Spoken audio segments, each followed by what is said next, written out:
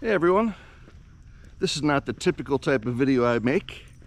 Normally on this channel at least we're usually my wife is starting off by showing something delicious that she's cooking, and we're moving into a cooking video like that, but that is not today.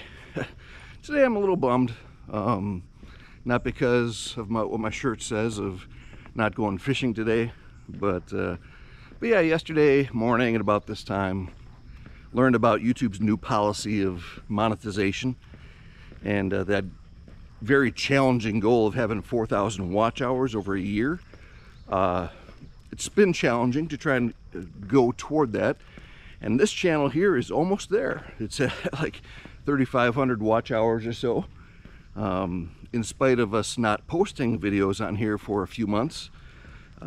We took a little break on this channel because it's summertime, and we also have another fishing channel too with my buddy and I, Mike, and we kind of focused on that channel, and we're going to get back to this channel here in the fall as cooking season starts ramping up a little bit more. But with YouTube, they have changed their policies now for monetization for small channels like us, and this is going to be just so painful for so many folks. There's so many people have probably been working so hard on their channels like we have, and you're kind of almost there, or you're feeling like you're almost there, you're making progress. I mean, we're at 3,500 watch hours. We're 500 hours short right now, and I was planning on making that big push in the fall, focusing on, kind of spin-offs of some very good videos we have that have done really well. But now we definitely got to do that in earnest, because this 8,000 watch hours, that just feels like a monumental mountain to try and overcome. One thing that makes me really angry is when you're driving and there's some reckless driver cutting people off, being reckless. What makes me angry about that is that they're not thinking about the consequences their actions can have on others. But this is exactly what YouTube's doing. This is exactly what Google's doing. They're taking action. They're not considering how those actions impact and have consequences on others, so many others. Or even worse, I don't want to think that, but they don't care about those consequences it's having on others. They're taking actions and don't care about the consequences it has on folks like us. Come on, Pete.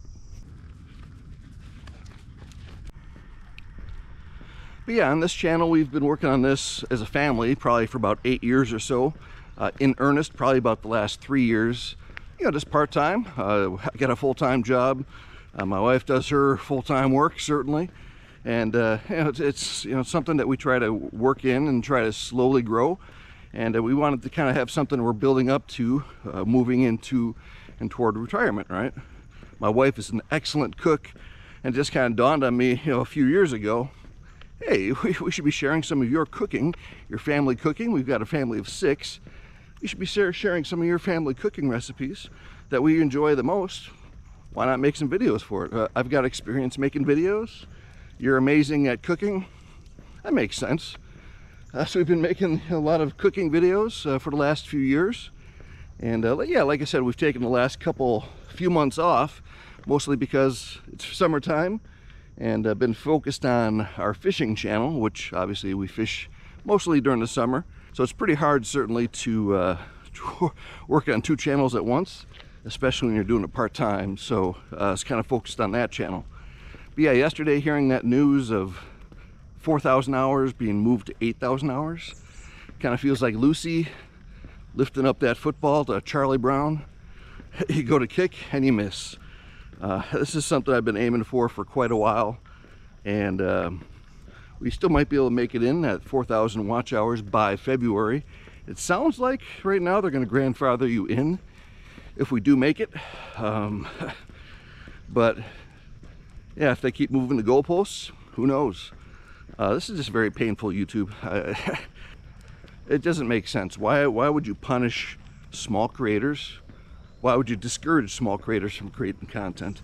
There's a lot of small creators I follow, I watch on a regular basis, and I enjoy them. Yeah, they're not super popular, and then there's some other ones that are a little bit bigger channels that I follow and I enjoy. why would you want to discourage these people? I don't understand. It just, to me, it's purely a money grab, but I think it's going to backfire because you're going to discourage so many folks from actually doing this.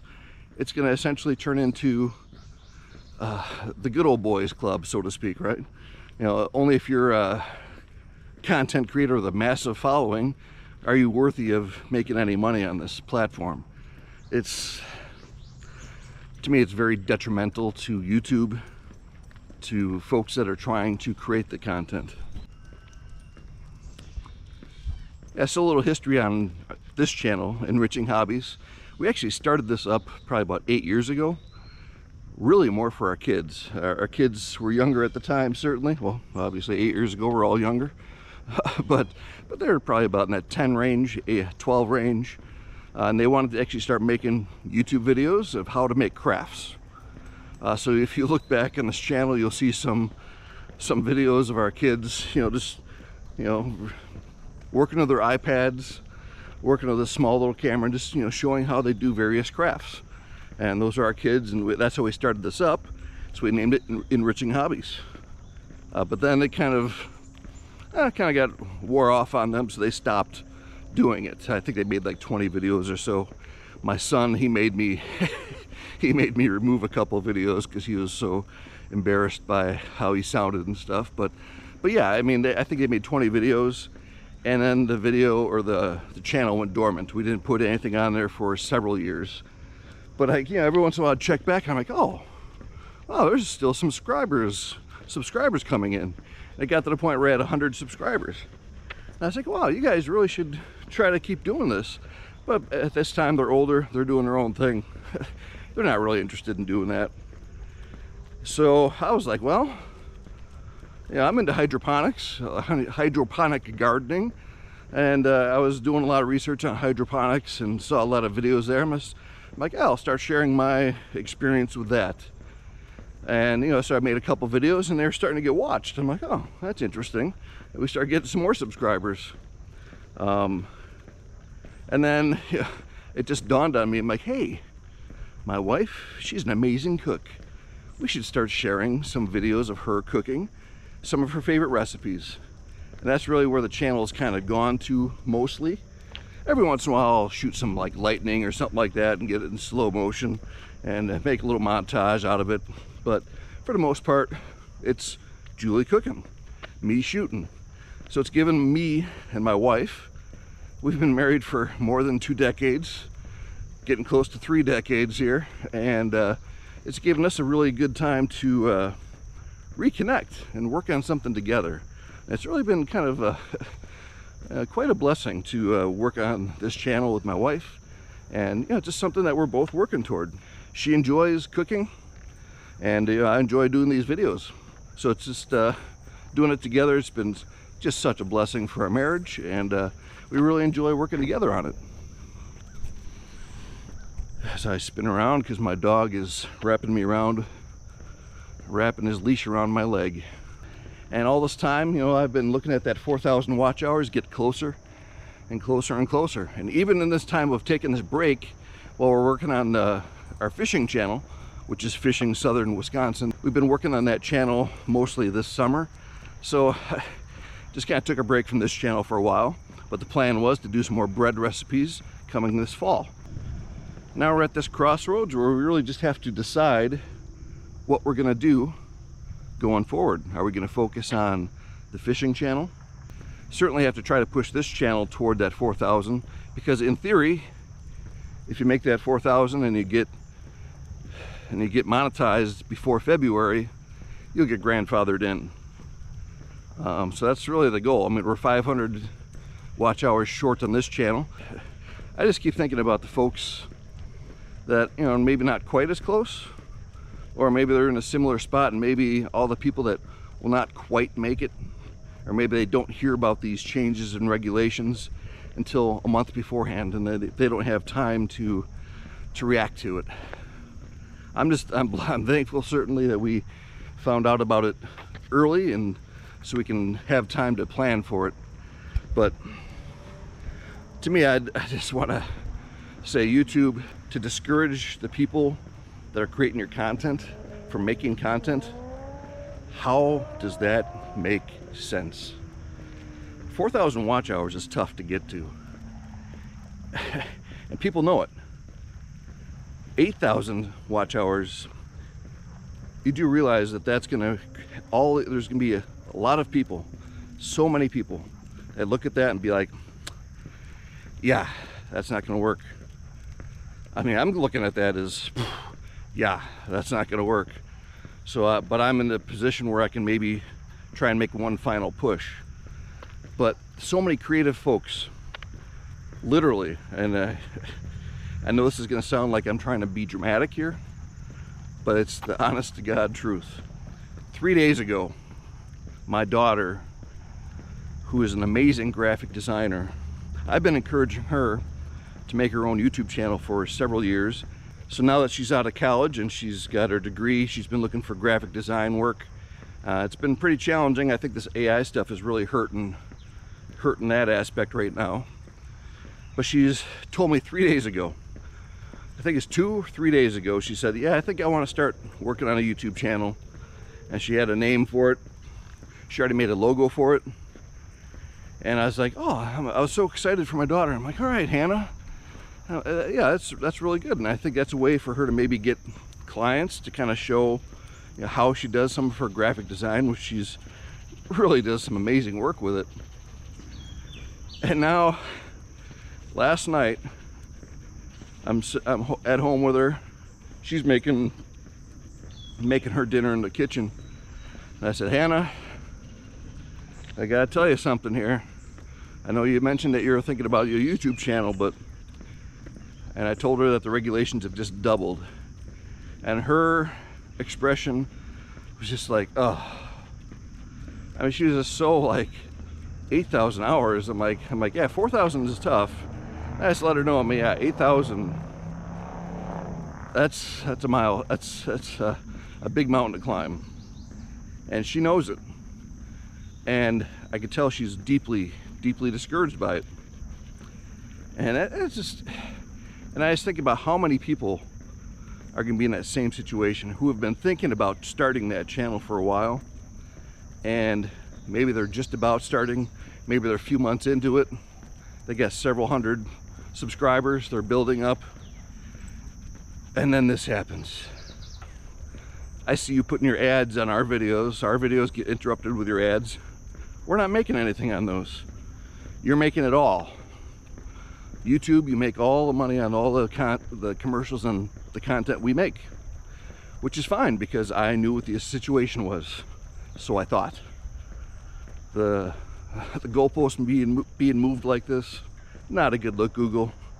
You're just, I mean, the only excuse for doing this is you want to keep all the money. You don't want to share the money with the people that are actually creating the content for you.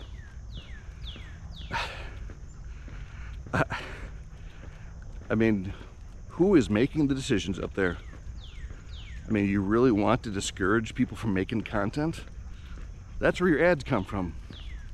Or are you to the point where you're like, we've got enough creators right now, we're good. We don't need any more. I know YouTube had that podcast that came out as they released this, and they're talking about it. And they're saying, hey, so why are we making this change? And the guy was just kind of, oh, well, give him this politician's answer of not really answering the question. We want the creators to make meaningful money, you know? We don't want to send them small amounts each month, so we're gonna raise it up, make it twice as hard, and then they'll get bigger revenue checks. Maybe a couple $100 a month is not meaningful to you guys, but I'm darn sure that if I was getting a couple $100 in ad revenue from this channel, I'd be pretty darn happy with that. It'd be meaningful because, hey, maybe I can take my family out to dinner a couple times that month, right? It's meaningful money to small creators. I mean, even if it's like $50 a month, that's $50 a month you could do something with. Yeah, this tree just, this was blocking the trail a couple days ago. Now they chopped it all up. And there it is. What do you think, Pete? So yeah, overall, are we going to keep doing this channel? Yeah, we're going to make a big push here. We're going to probably continue on to that plan of making the bread videos, the fishing channel. Yeah, Mike and I have been working hard on that too. Developing a brand associated with the channel. See, that's another thing with this channel. We started this not knowing all the tricks of the trade, so to speak. We didn't really realize how important it was to have a niche for a channel. So this channel, Enriching Hobbies, was meant to be for a bunch of different things. Hey, just kind of sharing the enriching hobbies that our family partakes in, board games, recipes, you know, a couple travel things, just sharing from our family's perspective, some interesting things that keep our life enriched. And then we realized, oh, I guess we should have just made just a cooking channel and made it focused on just that niche. And but with the fishing channel, we've done that. It's been a very strong niche. It grew quicker with certainly fewer videos. But again, that's just an example of, you know, sometimes it takes folks a few years of trying this, you know, of giving this a really good try to learn how to do this. And there's been a few times where we've been close to moving the cooking videos for Julie to a whole new channel, just focused on, you know what, you know, the growth on this channel has been too slow because it's probably so confused by the algorithm, because we got all this different content on there. So the latest cooking videos we've done, even though there's some good recipes out there, that carrot cake video, I think right now it's at 100 views. And then we posted that. That's the last one we did. It's at 100 views. And that was like 4 months ago. That is like the best carrot cake I've tasted. My wife made the carrot cake for some folks that were sick lately. They're like, oh my goodness, this is delicious. And it's got 99 views. So it's been a bit discouraging, and we've been trying to think, oh, we should have just made a cooking channel. But now it's like we're so far in, it's kind of hard to turn back, you know. We do have a plan going forward, and we are going to keep pushing forward. Like I said, we're in that position where we can maybe make that final push over the last 4 or 5 months of this year and be able to get to that 4,000 mark, and hopefully we indeed are grandfathered in after all this effort. But even if we're not, if we don't make it, yeah, we'll keep making videos. We've been making evergreen content, which is content that'll last, that's good anytime. I mean, people like cooking anytime, right? They like food anytime. Yeah, look at me, I like food anytime. But yeah, we're already so far into it. Stopping just seems silly. But again, YouTube, think of all the folks that are just getting started that you're now telling, yeah, we don't want your content.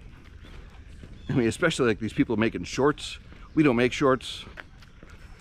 Making shorts, you have to have 20 million views every 90 days. Are you kidding me? 20 million views every 90 days? Oh my gosh. And you have to maintain that. That's just obscene. Obscene.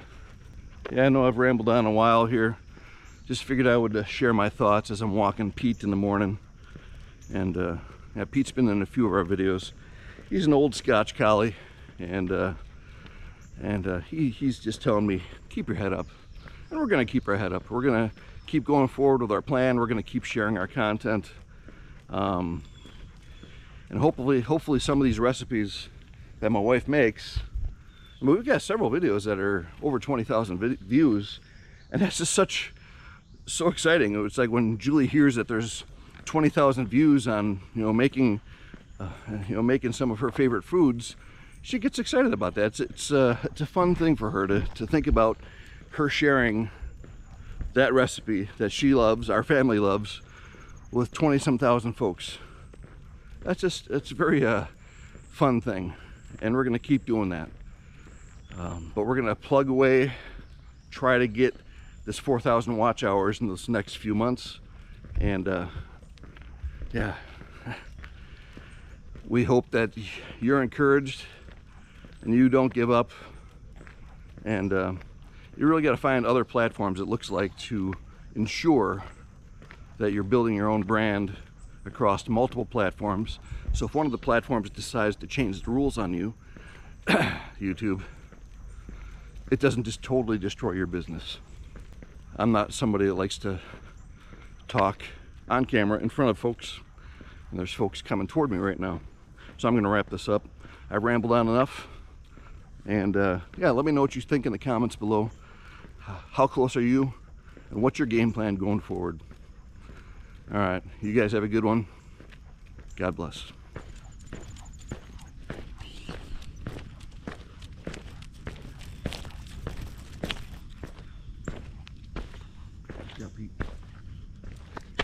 Pete.